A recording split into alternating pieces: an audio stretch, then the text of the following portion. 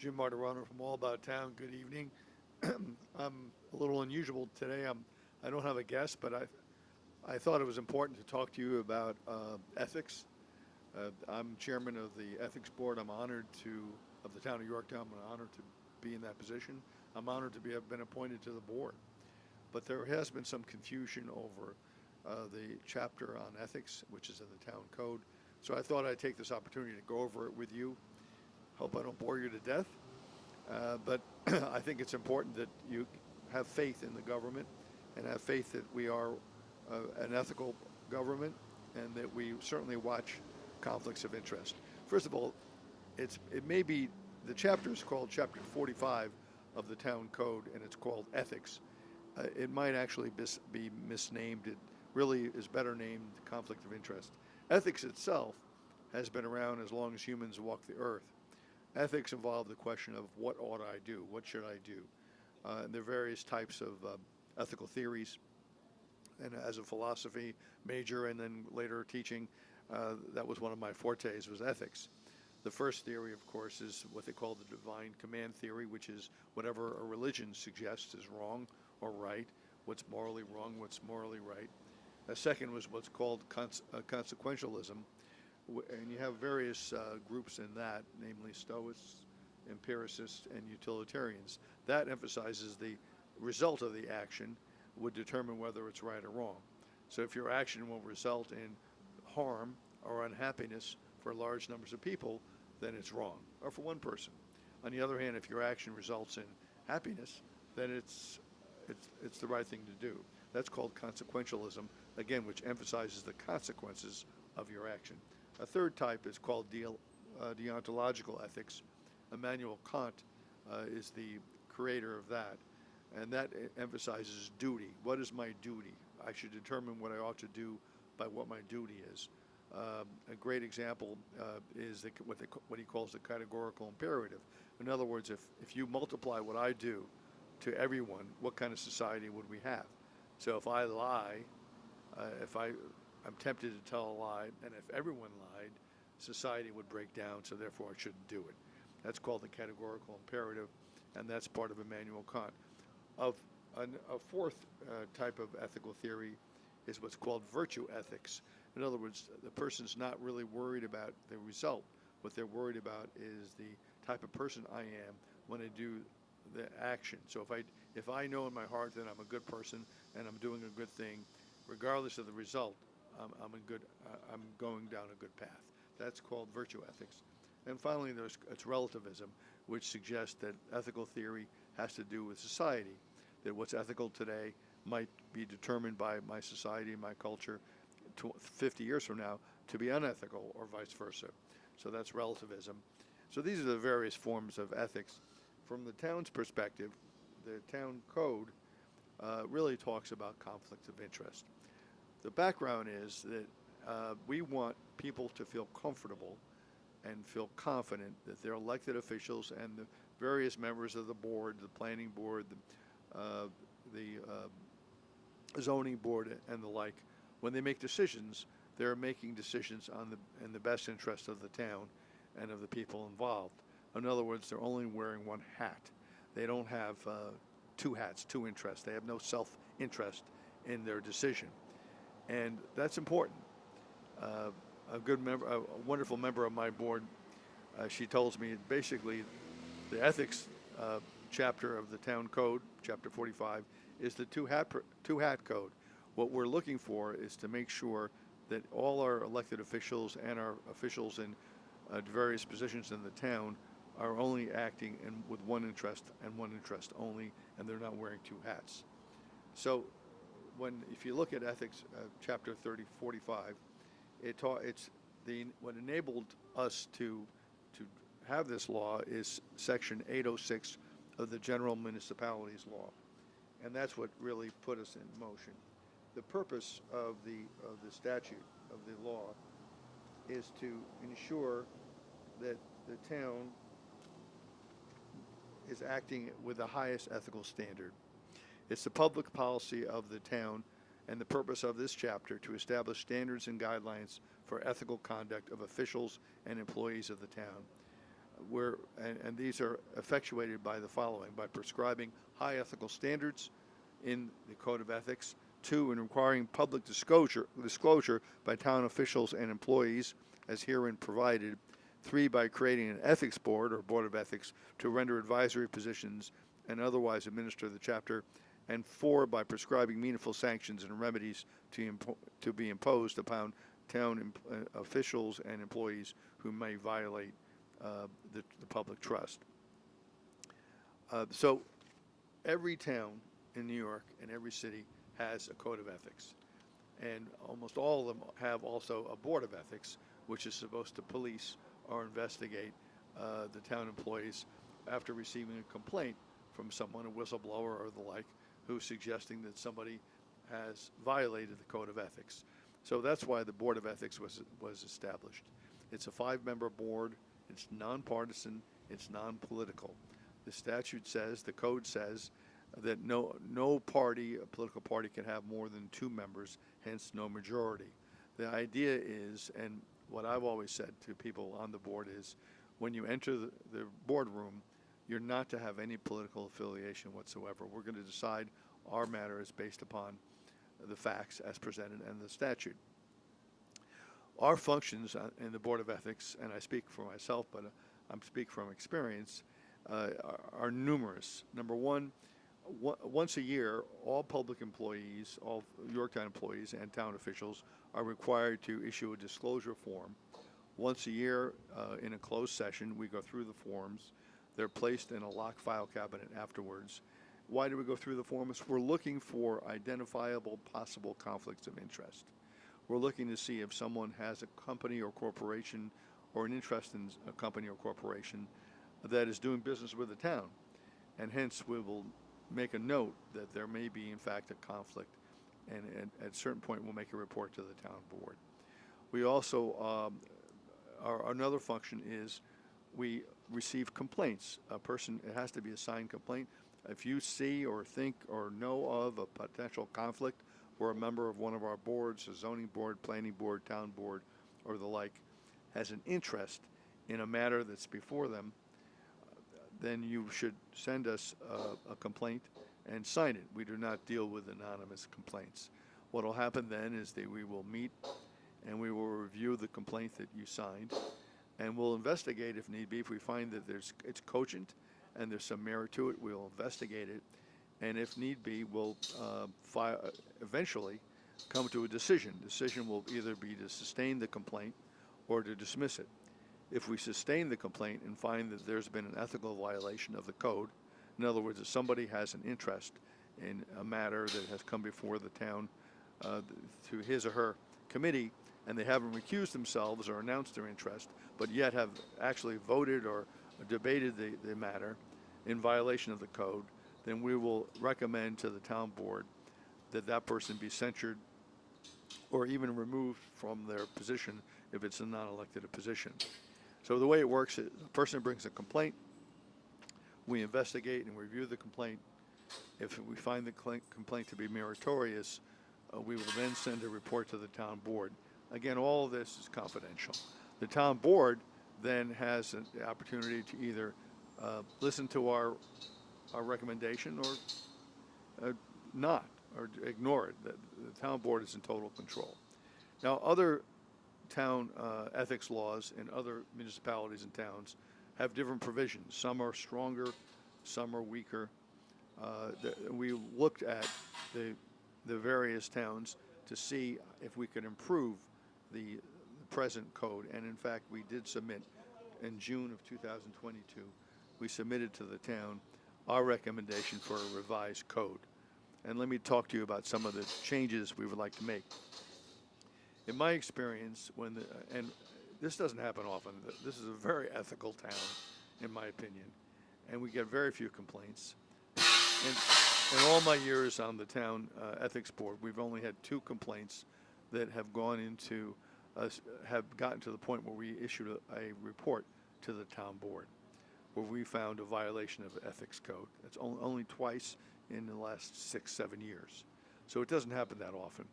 However, when we send it to the town board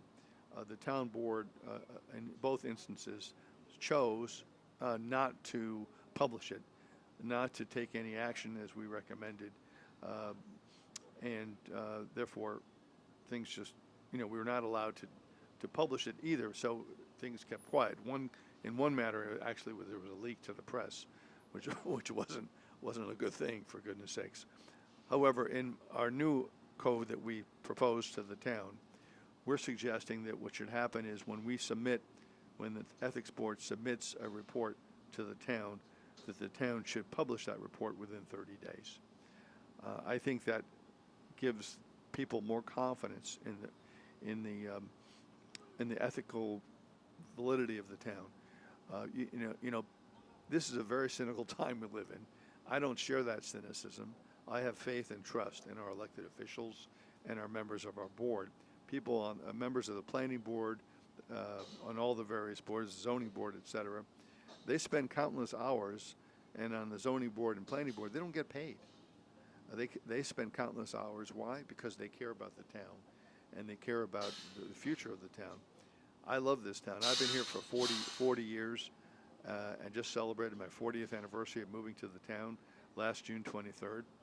And I love this place, and I have faith in people that work here and people that labor to make this town a better place. So the members of the planning board and zoning board, et cetera, they don't get paid a penny. We don't get paid a penny.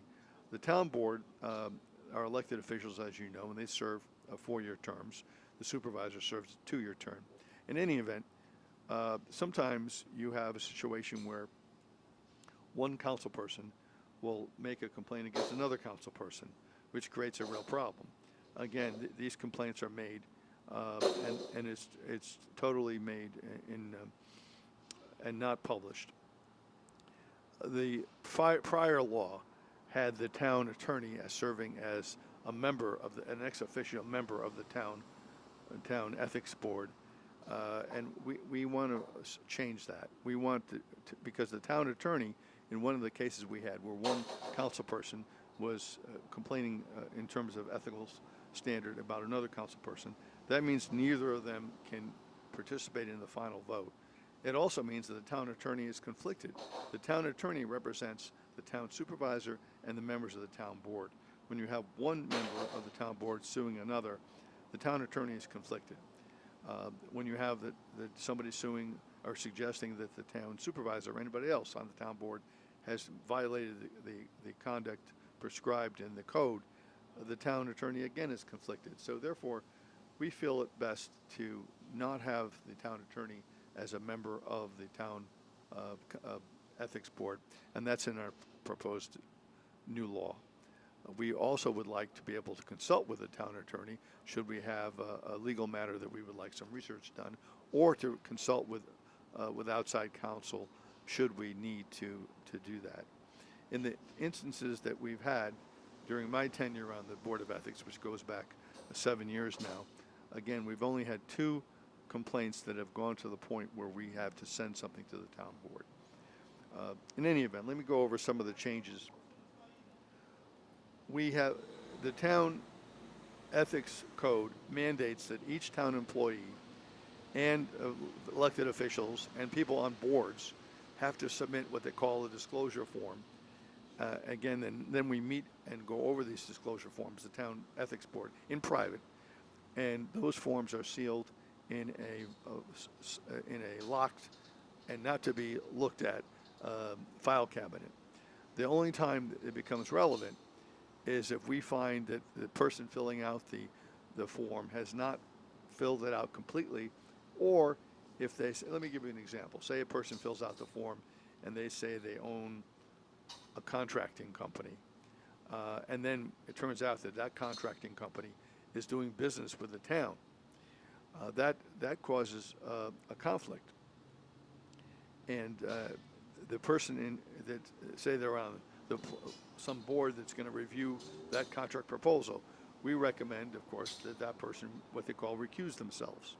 What recuse means is that the person, first of all, states that they have a conflict, states what the conflict is, and then does not participate in the discussion of the application or in the vote on the application. So what are we trying to do here? We're trying to make sure that the citizens of Yorktown have 100% faith in the quality of their government, in the ethical standard of their government, and it works. We've had instances where people have come forward and recused themselves and said, look, I can't vote on this. And they've stated what their conflict is. And they have literally left the room. And that's the way it should be. The town board had us meet with them last week at an open work session, and we're waiting to hear what their thoughts are on this submission that we've given them in terms of revising the ethics code. But I want you to the citizens of Yorktown to be assured that we have the highest ethical standard in the town of Yorktown, and the Board of Ethics works to maintain that standard. And if there is any complaint, now sometimes a town official will ask us a question beforehand. It's not just complaints, but a person might say, you know, this is coming up before my board. What are my ethical duties vis-a-vis the code of ethics? And we will give an opinion before they actually have to confront the situation. So we're there to serve the town. We're there to serve the town board. We're there to serve the citizens of Yorktown. Our bottom line is to ensure that people have the utmost confidence in the town and its ethical standard. I have a little bit of time left, so I want to give you an example of the ethical theories consequentialism that I mentioned before, which is part of utilitarianism. Here's the trolley. This is an old example, the trolley example. There's a trolley. Imagine how old this is to talk about trolleys. There's a trolley coming down the tracks. And there are 5, it's out of control. It lost all its brakes. And there are 5 workmen working on the tracks. And as sure as I'm sitting here, they will be killed if the trolley proceeds straight ahead on the track. There is a sign on, a signal where I can change the track into a second track. Now, in the second track, there's one person working, and he will be killed. In other words, I'm standing there, or you're standing there, and the question is, will you pull the lever and send the trolley away from killing the 5 people, but surely killing the 1 person? And that is an example of consequentialism. In other words, would you suggest in your mind that the consequence of 5 versus 1 would make you feel morally correct and morally okay with pulling the switch and having it kill the other person? When they've interviewed people and they've asked them this question, 70% of the people suggested yes, that they would pull the lever and have the trolley, unfortunately, go to the right and kill the 1 person rather than 5. That's because our society, to a large extent, embraces the idea of consequence. Would this action, consequence, be better than not doing it? And the answer probably would be yes. 1 death would be better than 5 deaths. Utilitarianism is also looks at utilitarianism, which was by John Stuart Mill and Jeremy Bentham, says look at the result, utility of what you do, to decide whether or not what you're doing is morally good or morally bad. So to take land, for example, from a person, but build a highway is a utilitarian act where they believe even though the person will be compensated, but the person may say, well, I don't want you to take my land. If in fact the result would aid in society in general, then utilitarians would say that that's a good result, and that's where we ought to go. Now, a virtue ethicist, when I asked a virtue ethicist, a good friend of mine, would he pull the lever and kill the 1 person as opposed to the 5? He said no. He refused to. He said, I will not answer such a stupid question because a virtue ethicist says what I do has to be virtuous. That's all I look at. I don't look at the consequences. Now, I have to tell you, the trolley, years after the trolley question came up, they revised it, and they had the person standing on a bridge, and there's an overweight person standing there, and the theory is if they push the overweight person will fall on the tracks and stop the train. So the 5 people will be saved. The 5 workers down the tracks will be saved, but obviously the overweight person that you've just pushed will fall to his death. And they asked people the same question. In other words, it's the same equation, 5 deaths versus 1 death. And a majority of people said no. They would not push the person over the bridge or whatever it is, the little facade, and onto the tracks, because I think that felt morally wrong. That it was different than pulling a lever. It was actually doing a more affirmative action. It's interesting to me, even though people were utilitarians and consequentialists, that action just felt wrong. So I think it's interesting that there's a discrepancy in the type of action, even though the result is the same. When you look at governmental policy, if you think about taxes, taxes are painful. If the idea of taxes is the consequence is a good one. They pave the roads, they public safety, we have police, they make sure we're safe in our homes, they make sure that our environment is pristine as much as possible, that our drinking water is clean. And again, it's an example of utilitarianistic philosophy, where it's not just the act itself, but it's the result that the act gives us that makes it morally okay. Let me see if there's anything I missed. So let me just give you the duties of the town ethics board are, number one, to meet at least once a year. We meet many more times than that, and review the disclosure forms. That's number one. Number two, the duties of the ethics board are to deal with and investigate any complaints that come before us that we feel are appropriate, and get to the point where we take testimony and eventually submit a report to the town board recommending that a person, if we find that the person violated the code of ethics, that person be censured or in fact removed from their position.